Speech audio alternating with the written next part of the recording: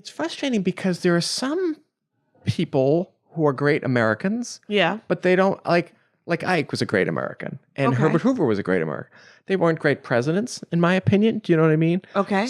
But you can see why they goes like. Why was I don't know anything about Herbert Hoover. Why was he a great American? Well, and when was he president? He was president right before FDR. Okay. Oh, and he got blamed for everything. He got blamed for the crash, which wasn't his fault, but he was also.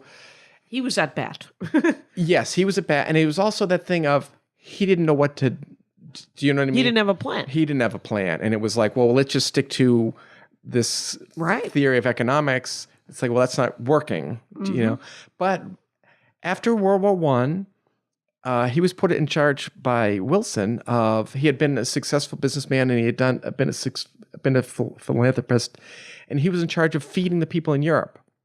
So you have all these refugees after World War I. After World War I, it's been ravaged or whatever, and he did an amazing job feeding these people and taking, you know, he saved millions of lives and whatever. So, well, that's fascinating. Yeah. So he, you know, you could see why they go, let's get this guy. You know, then he was a cabinet member for Coolidge, and it was like, you know, this was a guy who was a brilliant guy who's done good things and.